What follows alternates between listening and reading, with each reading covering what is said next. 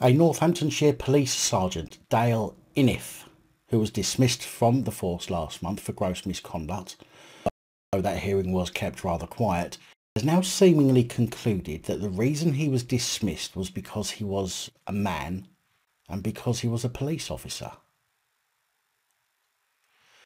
Iniff was the subject of an investigation into alleged criminal conduct.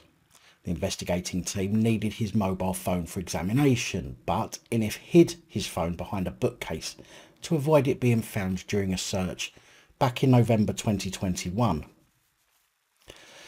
He then went out and brought a new phone and handed that one over instead, pretending it was the one that he was using all along.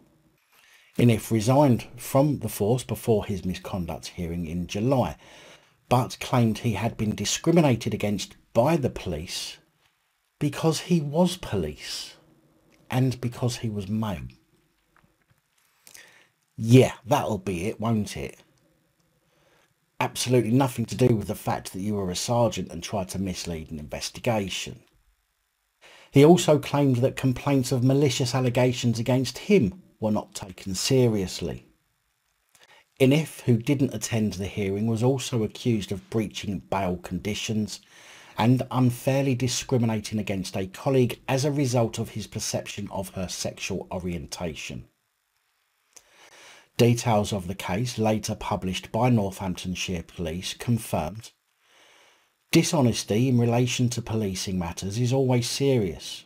The behaviour was deliberate, had serious implications, involved misleading colleagues and obstructing an investigation, and demonstrated a discriminatory attitude towards a colleague.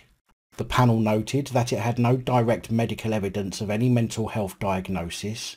However, it noted concerns amongst colleagues about Mr. Iniff's coping abilities, both before and after the series of events in question, and the concern for his welfare shown by investigating officers.